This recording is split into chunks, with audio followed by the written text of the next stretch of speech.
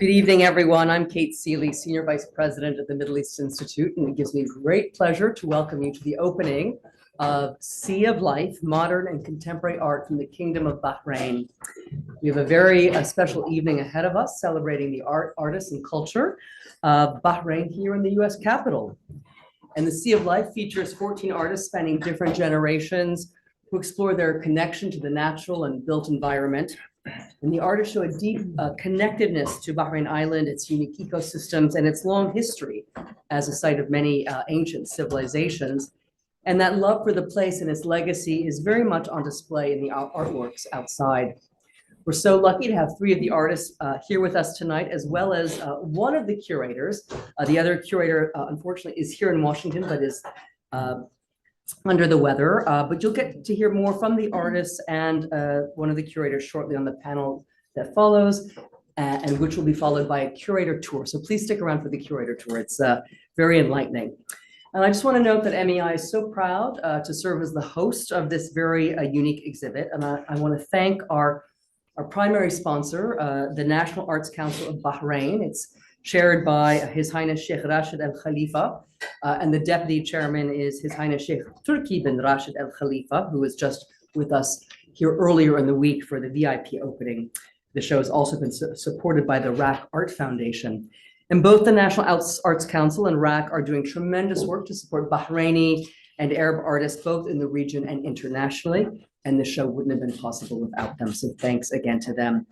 And I want to recognize the great work of the co-curators of the show. We've got two amazing women who curated it. Haifa Al-Jishi, who is one of the founders, who is the founder of one of Bahrain's oldest and most prominent art galleries, the Al-Bada Gallery. Sadly, as I mentioned, she's not here with us tonight. And MEI's very own Lynn Snej, the director of our Arts and Culture Center. It's her first curatorial tour de force. And they met for the first time just this past July in Bahrain. And 4 months later, they produced this very lovely show. And you can't imagine how much vision and hard work it takes to put a show of this scope on in such a short period of time. So thanks so much to you, Lynn, and to Haifa. Really kudos to you both. And of course, I want to recognize the highlight of our evening, our three artists with us tonight, Ghada Kunji, Mariam Al-Naimi, and Jamal Al-Yusuf. We are graced by your art and look forward to hearing much more about your practice tonight. And I encourage the audience after the talk and the tour to connect with them and learn more about their practice and their work as an artist in Bahrain. And I just want to add that at difficult times like these, the role of art and culture is more important than ever before. Culture reflects and upholds our deepest values, and it provides a way for others to recognize a common humanity that they might not see otherwise. And that's why the work that MEI does through its policy work, its educational center, and its cultural center is so invaluable because it informs, it connects, and it humanizes at a time of so much misunderstanding, division, and dehumanization. So thank you for choosing to spend your night with us tonight. We're truly honored. Please spread the word about the show. It's up through March 26th. We're open every day, Monday through Friday, not on the weekends, from 10 to 5 p.m. So you can come visit it at any time. And we host open houses every first Friday from 6 to 8 p.m. So please stay tuned for more panels and events. And now I would like to turn the program over to Lynn Snej, the co-curator and the director of our Arts and Culture Center. Thank you, Lynn. Thank you, and welcome everybody. I want to welcome my esteemed panelists and artists tonight. It's wonderful to sit down with you and to talk about the show a little bit before we take everybody into the gallery and tour you to discover those beautiful artworks that grace the walls of our gallery. Before we go right into the conversation, I want to introduce you briefly. Their biographies are included on our website. There is a webpage for the exhibition, so if you go on mei.edu, you will find out more about those lovely artists, established artists. Jamal Al-Yusuf is an established artist and sculptor. His work is in major collections across the Gulf and the United States. He studied engineering and sculpture at Cogswell Polytechnical School and the College of Marin in San Francisco. Mariam Al-Nuaimi is an artist who blends urban design, art, and society in her research-driven practice. She was a Fulbright scholar and obtained her master's degree in urban design from University of Colorado. She has received Bahrain's Fine Art Animal Prize in 2021 and 2022. Last but not least, Ghada Khunji is an established and award-winning photographer. Her photography is known for depicting landscapes and people from all over the world and for capturing the inherent dignity of the human element in her work. She is a graduate of the Parsons School of Design and the International Center of Photography program in New York. She has exhibited widely in the United States, in Europe, and across the Arab world. Welcome to all of you. Thank you for having us. Thank you. Thank you. So before I sort of go and speak to each of you broadly a little bit about your practice, I think it would be helpful if we say a few words at first to frame the art scene in Bahrain a little bit for our audiences. And maybe I want to start with you, Jamal, because you're also an artist that have been ingrained and working in this art scene for a long time.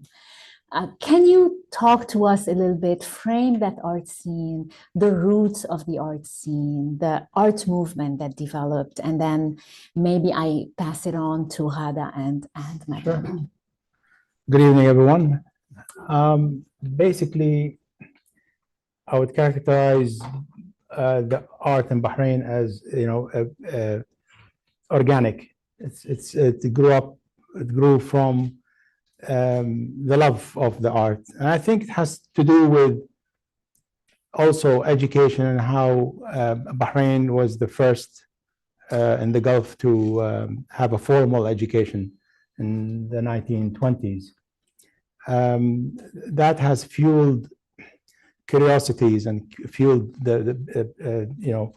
it was a seed for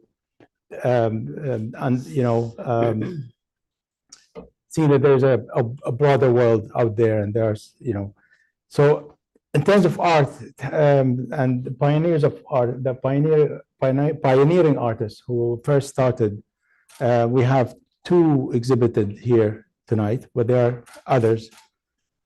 Art started in Bahrain because of those pioneers. And before that, those pioneers have also learned from others who, for example, the Danish expeditions who used to come to Bahrain in 1919, around that time, they used to come in with expeditions, either archaeological expeditions, or with the advent of oil, discovery of oil. We used to have Danish artists who come and sit down with their little easels and start drawing scenes, the forts and the landscape scenes.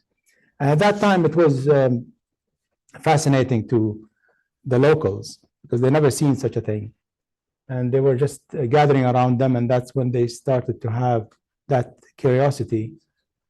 The first pioneers who basically Karim Al-Arayad, he has a painting here with he's one of the first who also taught Nasser al-Yusuf as well, whose paintings are here as well, and Hussein al-Sinni as well. At that time, he was the first to actually get educated in the 1930s, 20s, 30s in the UK with art. In general,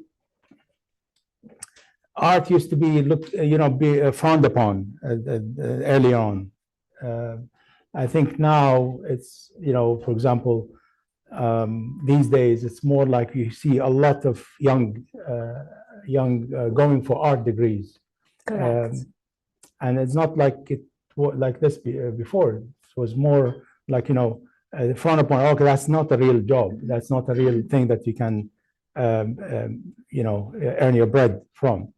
And it was more like traditional, from father to son type of professions, until like after the oil era and the boom happened and real estate and all that, that's when they started to realize that art has a little bit of a role in society.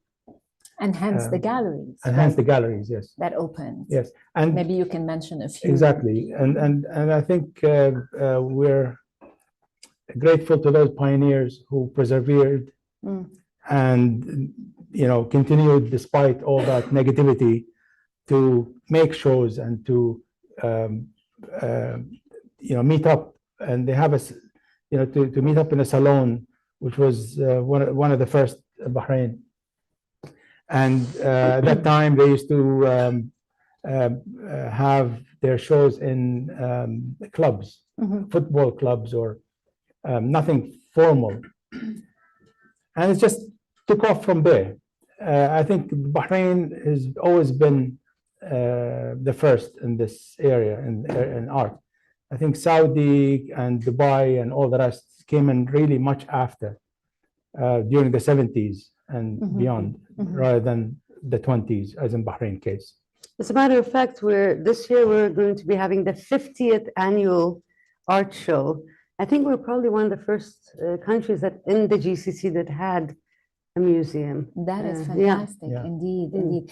And I do want to mention that the co-curator of the show is also the founder of one of the first galleries in the 90s. That's to actually provide a platform for Bahraini artists and regional artists as well, and launch them into this sort of regional and international art market that then developed. Yes. So in a sense, position Bahraini art within the larger sort of landscape of Arab modern and contemporary art.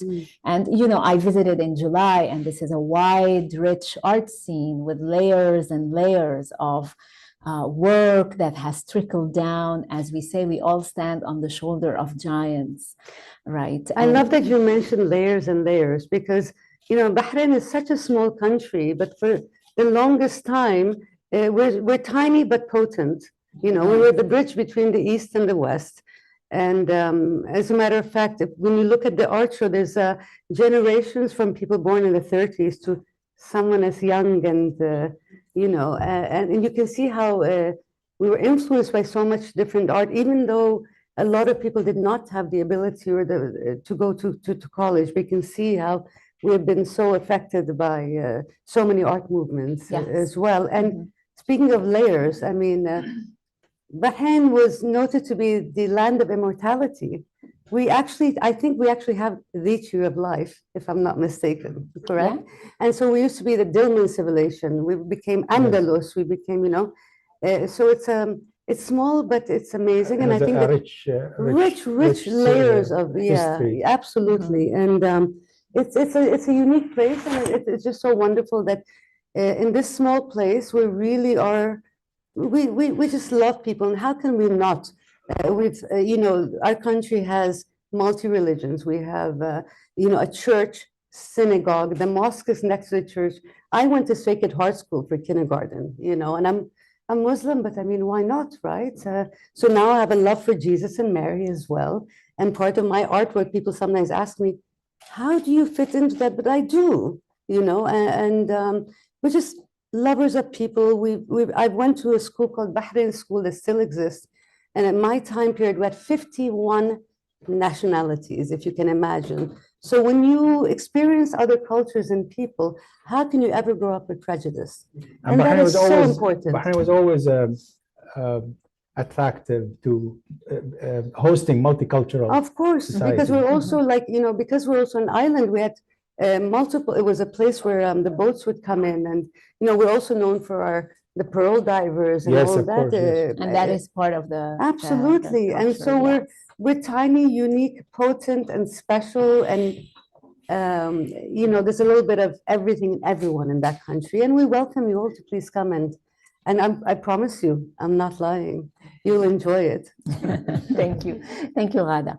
Mariam, before I go to another round to talk really about your art practice, I want to hear from you, as you are from this young generation that is exploring also new cultural expressions. From your perspective, having sort of, the art scene as well, but perhaps your experience is slightly different from, the generation of artists that preceded you.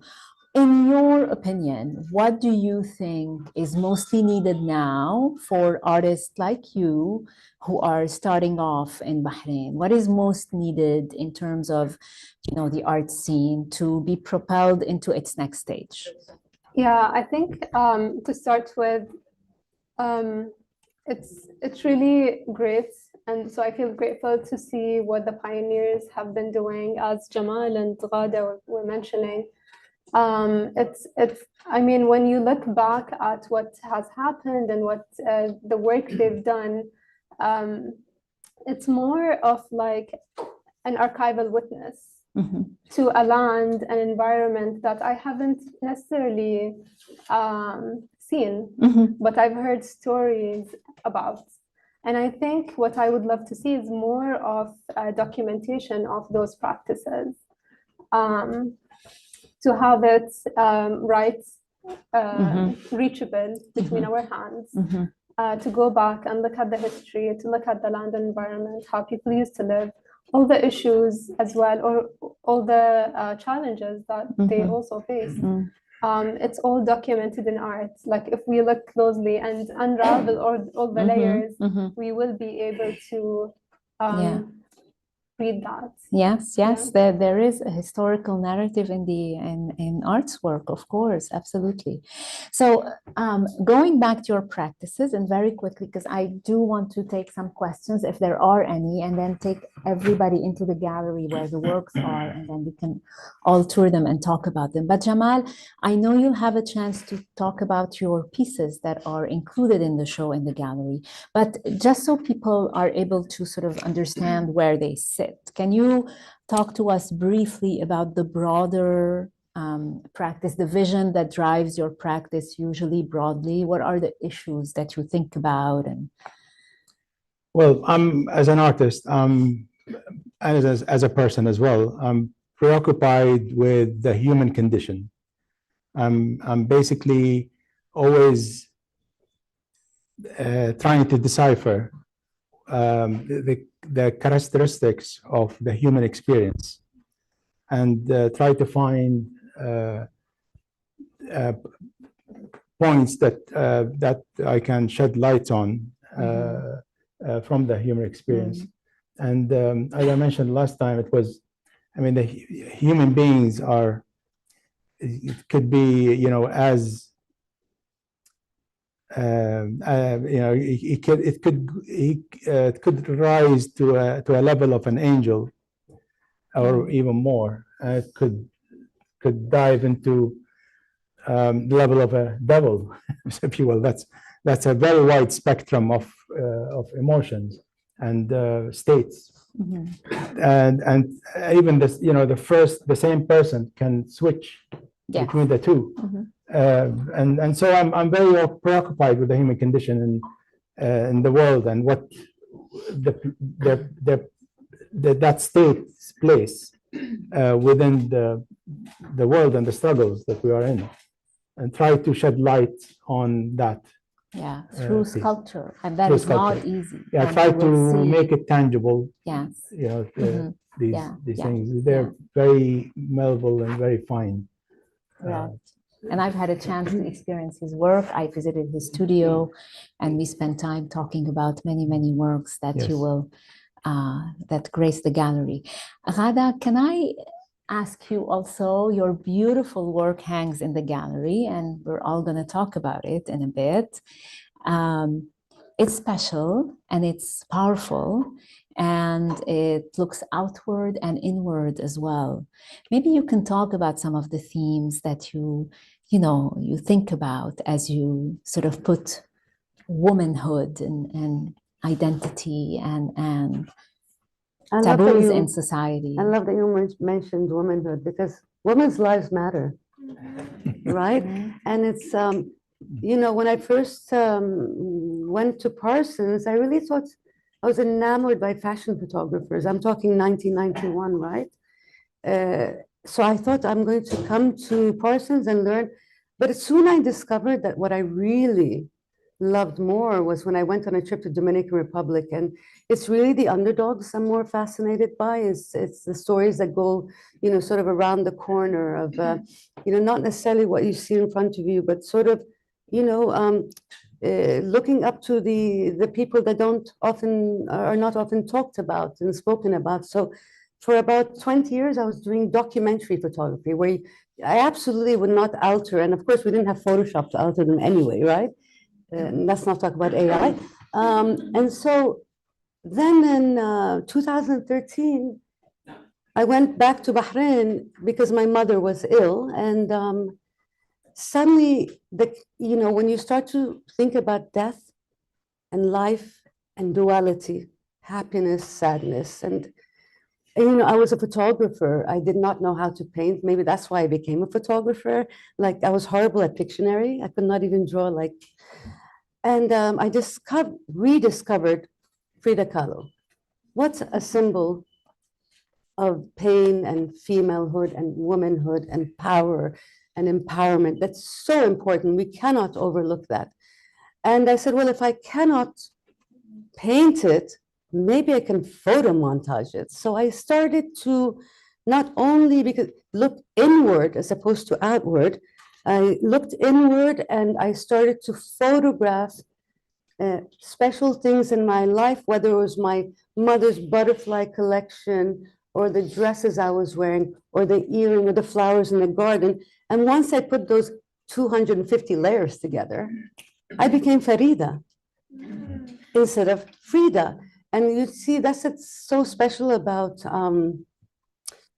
how you expose yourself and realize that someone who was perhaps born 20 years earlier than I was in Mexico, who had her own problems, relates so much to all of us, no matter where we come from, right? And I loved becoming Farida. And so I obviously did an homage to her. I started to look at her paintings in the books, read everything. Actually, when people, they think you're into something, I have a whole room, Frida, like it might actually go to the ceiling now. I don't mind. And I created my version by doing photo montage of her and using, of course, myself as the character, but not necessarily wanting to be her, but being myself. I mean, of course, when I was younger, if I hadn't plucked my eyebrows, I would have been,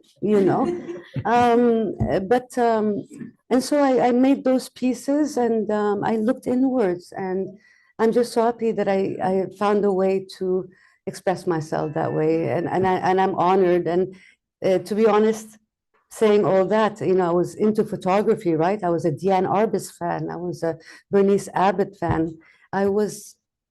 And suddenly I'm rediscovering Frida Kahlo in Bahrain, but yesterday, was it yesterday, the day before? I finally went to the women's, we actually have now a women's museum. She was there.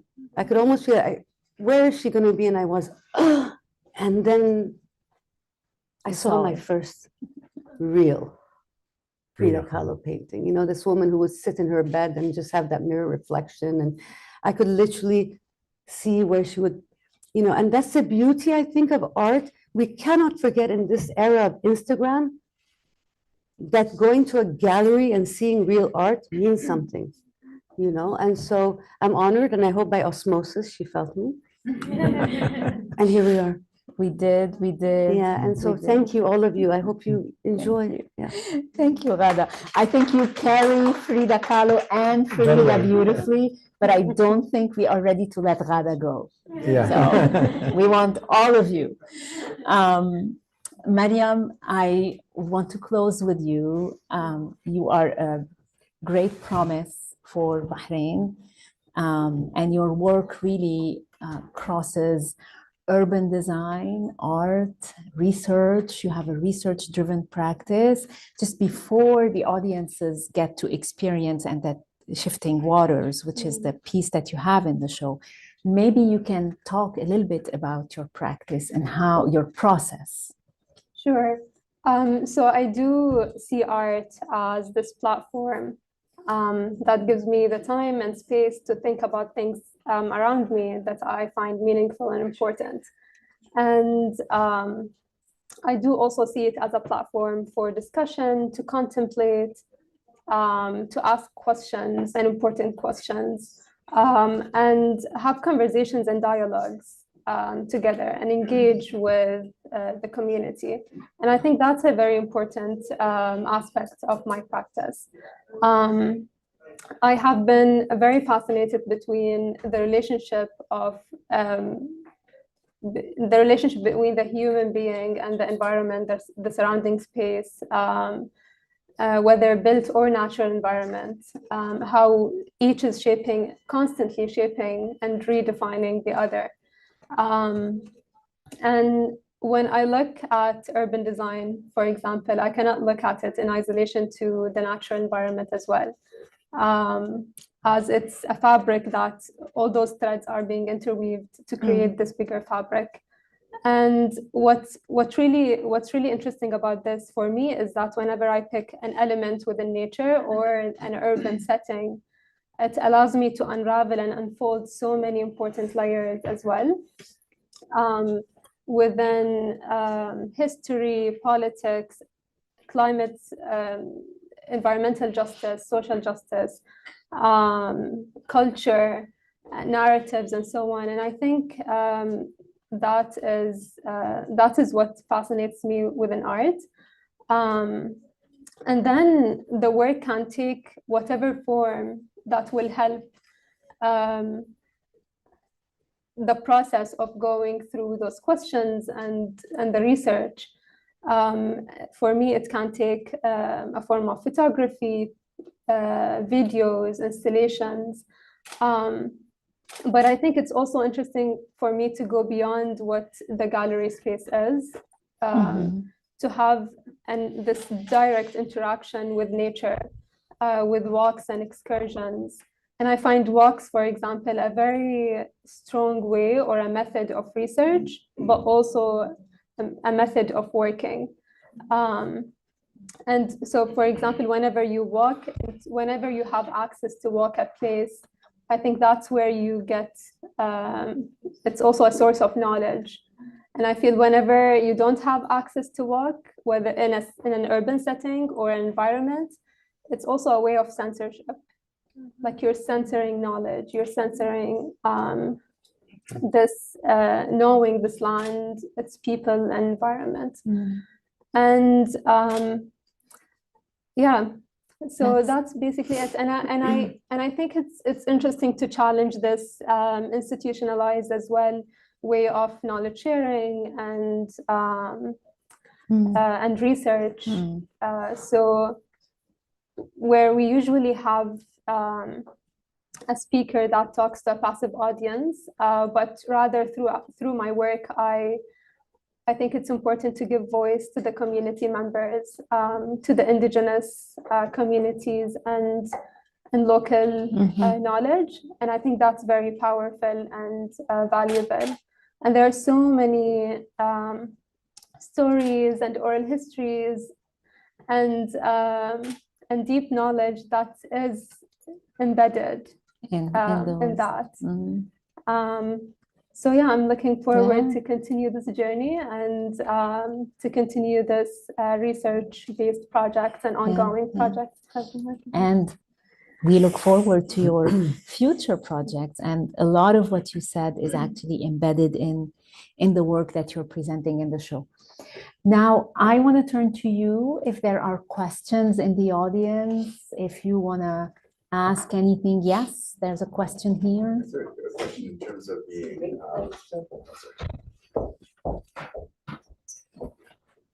in terms of being artists from Bahrain and not a Middle Eastern artist, do you feel a particular pressure to say something with art where, sometimes Western artists, I think, could just make pieces of art that don't communicate a specific message or a theme? Or do you feel kind of more pressure to be saying something in particular that people are looking for in regards to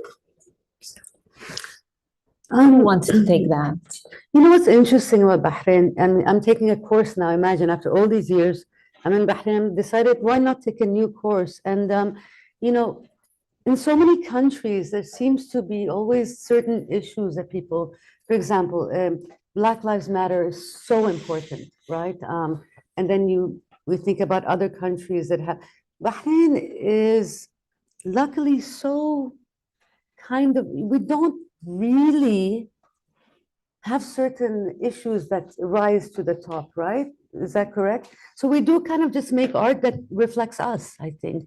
And that's why I think when you see the show, it's so uniquely different. Every person doesn't really have a message that's sort of generalized. It's whatever we're feeling internally as an artist or as a person. Does that make sense? Right? I mean, I think, I mean, you know, you speak, you are the best voice to the art scene that you're describing, of course, but through my visit and my experience in co-curating the show, there is a deep connection that travels through the artwork to the land and to the people and to the natural resources. So there is this, a lot of care and tenderness that comes through the artwork. And you'll see the show is very diverse, but there is that theme that ties it together. absolutely. And the element of water, which we will talk about. But thank you for your, Can I? yes, of course. Did I answer your question at all? Yeah, Yes. absolutely. Okay. Also, it's a question of, I think society knows whether a work of art that is not representative of genuineness of a message, and that will be shunned if it was the case. I think society are looking for answers as much as facade of a. I mean, I believe every artwork has to have a message embedded, and that message will have to be researched and reflected in the artwork.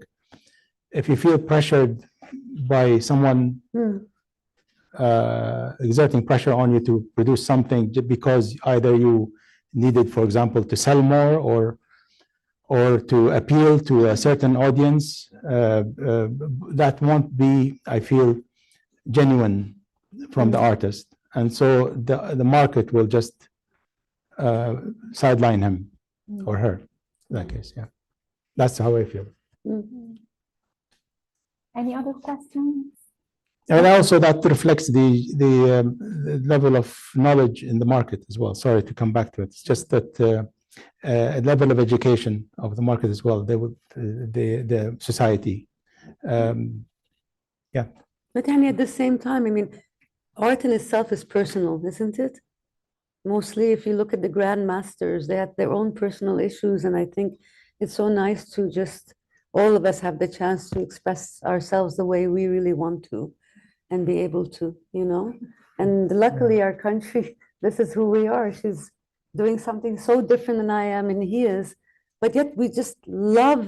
We love people. We love each other, and we share. Also, there's Yeah. this continuity Yeah. of an artist's work.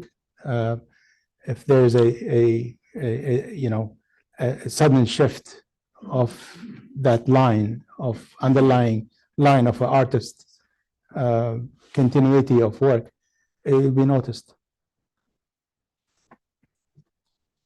Okay, I do not see another show of hands, so I am going to give people a couple of minutes, and then whoever would like to follow the gallery tour, meet us in the gallery in about 3 minutes. Sure. All right. Okay, thank you so much.